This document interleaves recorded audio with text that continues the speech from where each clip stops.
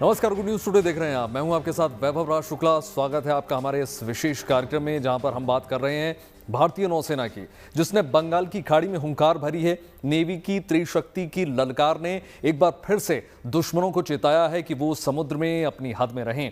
आज आपको कोलकाता में शामिल किए गए इंडियन नेवी के धुरंधर की ताकत दिखाएंगे, जो दूर समुद्र में कहीं भी दुश्मन युद्धपोत की धज्जियां उड़ा सकता है। इसके साथ ही आपको दिखाएंगे इंडियन नेवी के शिकारी की भी तस्वीरें, जो छिपकर आने वाली दुश्मन सबमरीन को हमारे तट तक नहीं आने देगा। पहले ही खोज कर उनकी जल समाधि बनाने में सक्षम है। आखिर में हम बात करेंगे समुद्र में अनजाने इलाकों में राह बताने वाले संशोधक की, जो रेस्क्यू में भी बहुत कारगर साबित होगा।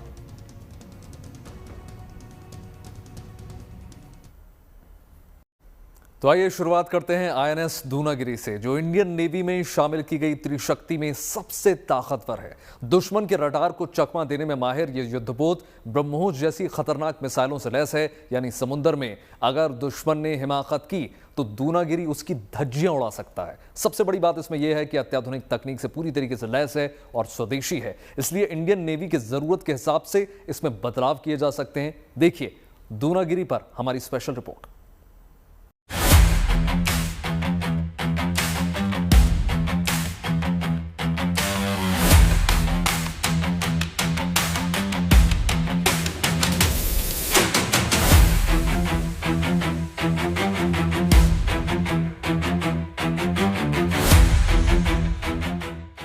बुलंद, बेजोड़, बवंडर, बंगाल की खाड़ी से ये नौसेना की ललकार है। दुश्मन को रोकने, घेरने, मारने के लिए त्रिशक्ति तैयार है।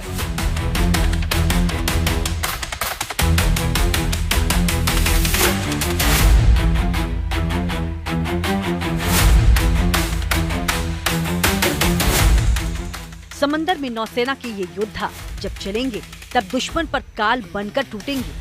दुश्मन जाहिर हो या छिपा हुआ, उसकी हर साजिश नाकाम होगी, क्योंकि राह में त्रिशक्ति खड़ी होगी। पहली शक्ति जिसमें युद्धपोत को मार गिराने के लिए फायर पावर है। दूसरी शक्ति जो समंदर में शिकारी की तरह सबमरीन्स को खोजकर निशाना बनाएगी। और तीसरी शक्ति है समंदर में सर्वे करने वाली।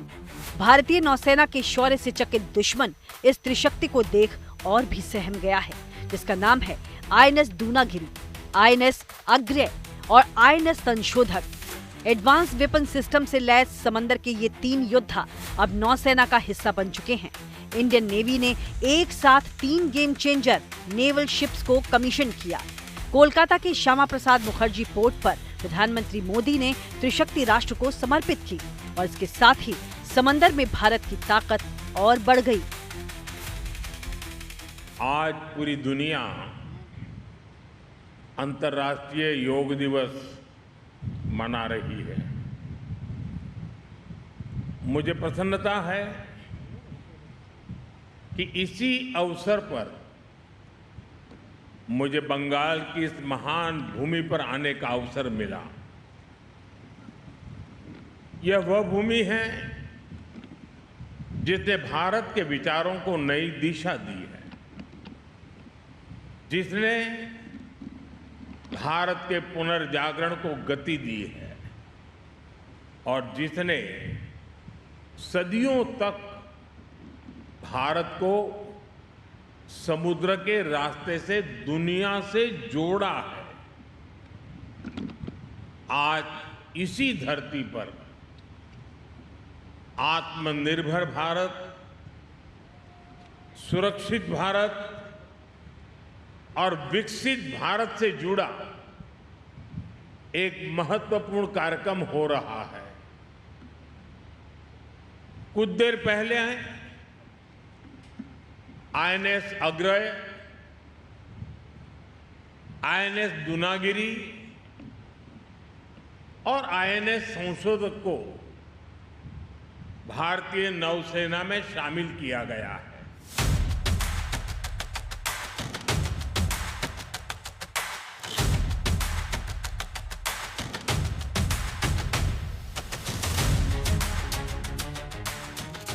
ये त्रिशक्ति सिर्फ नेवल शिप्स नहीं, बल्कि आत्मविश्वास से लबरेज आत्मनिर्भर भारत की वैश्विक मुनादी है।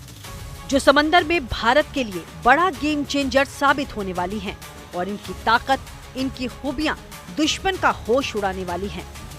और इससे भी सबसे ज्यादा घातक है आईएनएस दूनागिरी, जो प्रोजेक्ट 17A के तहत तैयार नीलगिरी श्रेणी का स्टेल्थ फ्रिगेट है। इसकी ताकत का अंदाजा इस बात से लगाइए कि इसमें जमीन से जमीन पर मार करने वाली 8 ब्रह्मोस मिसाइल तैनात हैं। साथ ही medium range surface to air missile यानी MRSAM सिस्टम है। Multifunction surveillance, track and guidance radar, advance sonar के अलावा इलेक्ट्रॉनिक वारफेयर सिस्टम और एंटी सबमरीन हथियार जैसे सेंसर्स भी शामिल हैं। आईएनएस दूनागिरी लंबी दूरी के समुद्री वारफेयर के साथ ही मिसाइल हमले और पनडुब्बियों के खतरे से निपटने में पूरी तरह सक्षम है। साथ ही इसमें आधुनिक क्लोज इन वेपन सिस्टम भी लगे हुए हैं।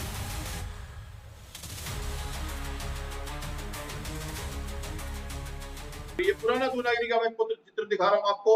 ये पुराना दूनागिरी है जिसने अपनी सेवाएं दी और ये डिकमीशन हुआ। ये मेरा पहला शिप था जहां जब पायलट मैंने यहाँ से हेलीकॉप्टर फ्लाइंग किया। ऑपरेशन पवन श्रीलंका में इसका बहुत बड़ा योगदान रहा।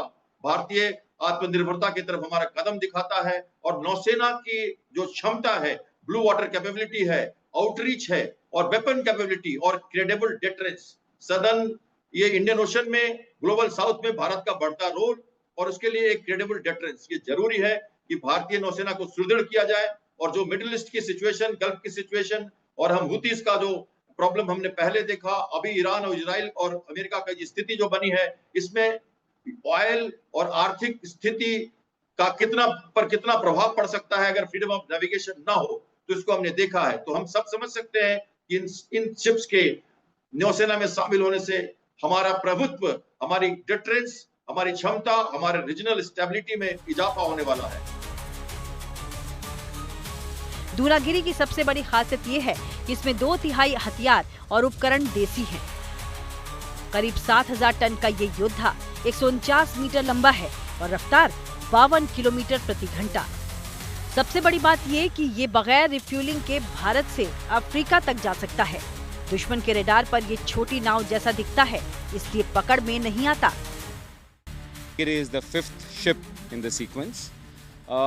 So why do we call it a stealth frigate? We call it a stealth frigate because it has got reduced RCS, radar cross-sectional area, and we have features that makes it very silent. So in terms of weapon fitments and array, she is fitted with one of the most advanced state-of-the-art early warning radars in all 3 dimensions, capable of carrying all types of helicopters, and that provides us the advantage of operating and meeting all missions.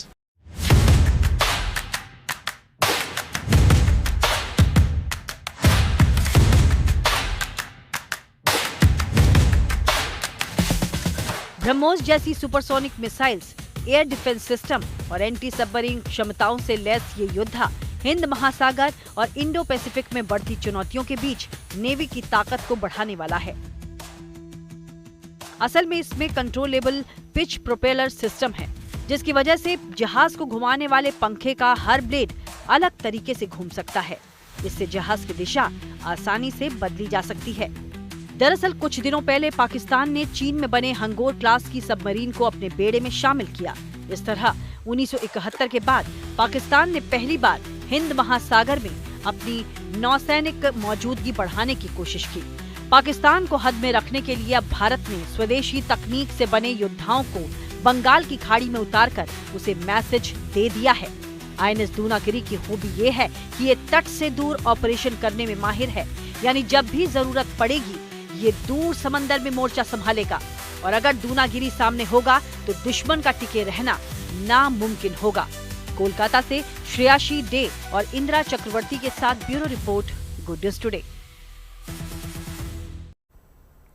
तो देखिए, Indian navy को त्रिशक्ति मिली है। Dunagiri stealth frigate है, पर इसके साथ anti submarine Agray को भी नौसेना में शामिल कर दिया गया है, जिसका रोल अलग है। ये एंटी सबमरीन जहाज दुश्मन की पनडुब्बियों के लिए काल है। छिपकर आने वाली दुश्मन सबमरीन को यह हमारे तट तक नहीं आने देगा। इसके साथ ही आईएनएस संशोधक को कमीशन कर दिया गया है। समुद्र में राह बताने वाला ये जहाज रणनीतिक तौर पर अगर हम देखें तो बहुत खास है, बहुत अहम है। क्या है इन योद्धाओं की खूबियां, चलिए आपको विस्तार से बताते हैं इस रिपोर्ट में।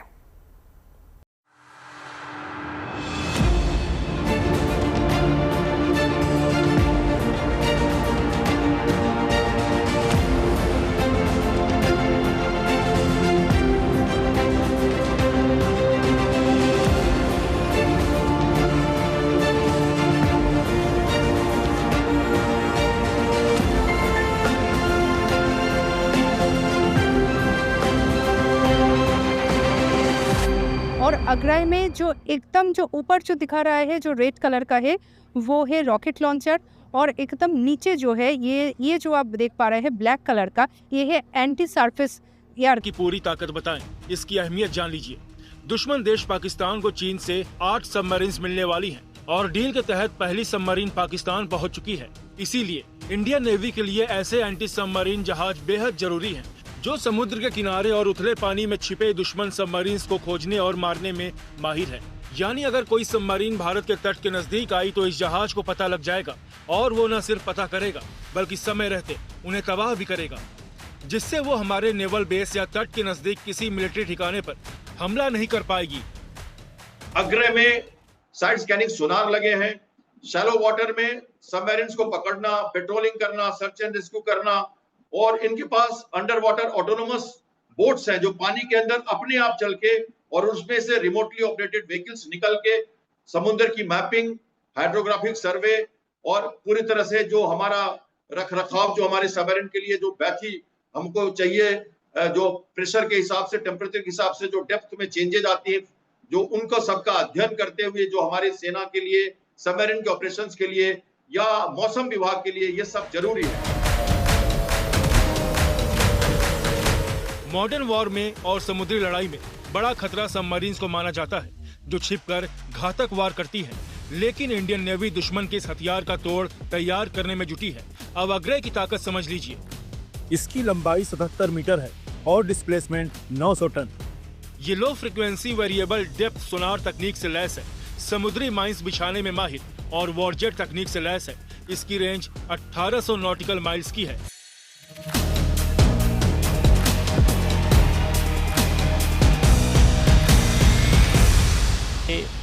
एंटी सबमरीन वॉरफेयर ऑपरेशंस के लिए बनी हुई है, जिसमें एडवांस्ड अंडर वाटर सेंसर्स लगे हैं, एंड जब वो सेंसर्स एनिमी को डिटेक्ट करते हैं अंडर वाटर, उसको डिटेक्ट करके डिस्ट्रॉय करने के लिए हमारे पास वेपन्स हैं, ताकि हमारी देश की जो शैलो वाटर डेप्थ्स हैं उसको कभी भी कोई भी एनिमी भेद ना पाए। उसके लिए हम लोग हैं। Basically this ship is designed to counter the enemies in the shallow depths of this seas of this nation.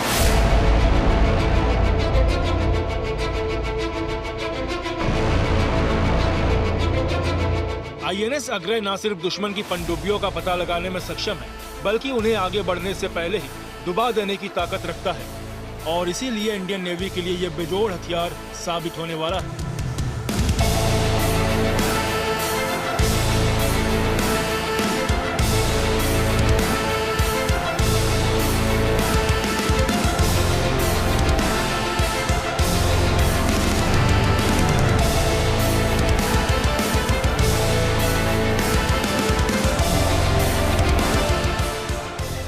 Dunagiri दुश्मन के युद्धपोत को मटियामेट करेगा और अग्रय पनडुब्बियों को ढेर करेगा, पर संशोधक की भूमिका अलग है। ये एक बड़े साइज का सर्वे वेसल है जो उथले और गहरे पानी में सर्वे, बोट मैपिंग और सर्च एंड रेस्क्यू ऑपरेशन में काम आता है।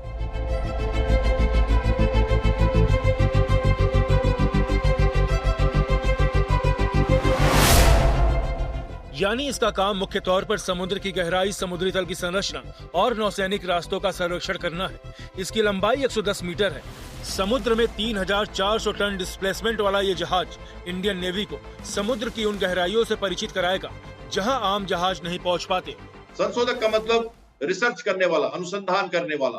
तो ये चौथा शिप है जो संधाय क्लास के शिप हाइड्रोग्राफी सर्वे के लिए नेविगेशनल चैनल में, कोस्टल वाटर में या ओपन सी में नेविगेशन के लिए हमें समुद्र की गहराई, वहां के जो मैपिंग है, समुद्र की सतह का अनुमान और हमारे जो प्रेशर, टेम्परेचर की जो चेंजेस हैं जो सतह के नीचे के पानी के सतह में होती है, उनकी भी जानकारी जरूरी। इससे सबमरीन ऑपरेशन और दूसरे काम करने में अंडर वाटर मदद मिलती है।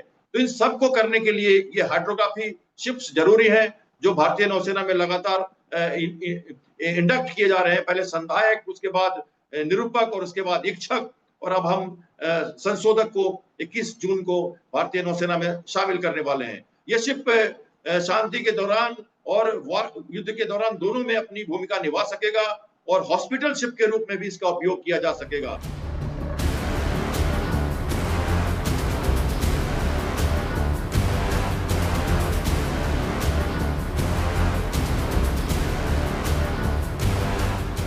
संशोधक किसी दुर्घटना की सूरत में सर्च एंड रेस्क्यू का काम भी करेगा। इसमें एक छोटी नाव है जो तेज और बहुत मजबूत है और ये तेज लहरों में रेस्क्यू ऑपरेशन में कारगर है। सबसे खास बात यह है कि किसी मेडिकल इमरजेंसी के हालात में INS संशोधक एक हाईटेक हॉस्पिटल के रूप में भी इस्तेमाल किया जा सकता है। Survey ship. So primary role is to conduct a hydrographic survey and collect maritime data. So as a secondary role, this ship can be converted into a hospital ship. So various onboard spaces that we will convert it into wards and the operation theatre. So we have modern telemedicine facility which help in real-time consultation with the specialist and super specialist, as well as we are equipped with the lab facility for routine blood and urine investigation, and we are also having the ultrasound machine. So we can treat the patient, we will stabilize him here during any emergency. Search and rescue के तो इंतजाम है ही, इसके अलावा संशोधक आधुनिक हथियारों से भी लैस है। इसमें ड्रोन, साइड स्कैन सोनार, हेलीपैड, हथियार के लिए CRN-71 नेवल गन मौजूद है। संशोधक की रेंज करीब 12,000 किलोमीटर तक है। इस लिहाज से यह योद्धा इंडियन नेवी के लिए कई तरह से कारगर साबित होगा। इंडियन नेवी न सिर्फ समंदर में देश के दुश्मनों पर नजर रखती है, बल्कि उस पर समुद्र के रास्ते होने वाले व्यापार को सुरक्षित रखने की भी जिम्मेदारी है। इस जिम्मेदारी को निभाने में भी फ्रिगेट्स, एंटी सबमरीन जहाज और सर्वे वेसल्स बेहद महत्वपूर्ण हैं। बड़ी बात यह भी है कि ये योद्धा स्वदेशी है, यानी इनकी ताकत और तकनीक को हम अपनी जरूरत के हिसाब से ढाल सकते हैं। कोलकाता से श्रेयाशी डे और इंदिरा चक्रवर्ती के साथ bureau report, good news today. तो देखिए, चुनौतियां बड़ी हैं, इसलिए भारतीय नौसेना खुद को नई तकनीक वाले नए योद्धाओं से लैस कर रही है। इसलिए 3 स्वदेशी युद्धपोत को शामिल करने के साथ 2 और मेड इन इंडिया लड़ाकू योद्धाओं को नेवी में शामिल करने की तैयारी में है। देखिए, जुलाई में स्टेल्थ फ्रिगेट महेंद्रगिरी को सेवा में शामिल किए जाने की उम्मीद है। महेंद्रगिरी जो है प्रोजेक्ट 17A स्टेल्थ फ्रिगेट कार्यक्रम का 7वां और आखिरी युद्धपोत है। मुंबई के Mazagon Dock Shipyard Builders Limited में इस पोत को सितंबर 2023 में लॉन्च किया गया था और तब से इसने बंदरगाह और समुद्र में कई परीक्षण पूरे अब कर लिए हैं। महेंद्रगिरी ब्रह्मोस और ताकतवर मिसाइलों के अलावा आधुनिक इलेक्ट्रॉनिक युद्ध उपकरण और सेंसर से पूरी तरीके से लैस है। ये युद्धपोत पनडुब्बी रोधी युद्ध, निगरानी और समुद्री अभियानों के लिए हेलीकॉप्टर्स का संचालन भी कर सकता है। देखिए, इसके साथ ही आपको बता दें, उथले पानी के जहाज मालवान को भी नेवी में शामिल कर दिया जाना है, जो नई पीढ़ी का एंटी सबमरीन वॉरफेयर प्लेटफॉर्म है। तटीय इलाकों में ऑपरेशंस के लिए मालवान को एडवांस सोनार और पनडुब्बी रोधी युद्ध प्रणालियों से लैस किया गया है, ताकि दुश्मन की पनडुब्बियों का पता लगाया जा सके, उनका पीछा किया जा सके और उनसे मुकाबला किया जा सके। अब बात करेंगे INS दूनागिरी की। INS दूनागिरी अग्रय और संशोधक के बाद महेंद्रगिरी और मालवान को नेवी में शामिल किए जाने से नेवी की ताकत में कई गुना इजाफा होने वाला है। हिंद महासागर में चीन की महत्वाकांक्षा देखते हुए ये जरूरी कदम भी है, खासकर अगर हम देखें इसलिए भी क्योंकि देखिए, पाकिस्तान चीन में बने हैंगकोर श्रेणी के पनडुब्बियों को शामिल करके अपनी ताकत बढ़ाने में जुटा हुआ है। आपको ये भी बता दें कि महेंद्रगिरी को पूर्वी तट पर शामिल किए जाने की उम्मीद है, जबकि देखिए, मालवान को पश्चिमी तट पर बेड़े में शामिल करने की संभावना है।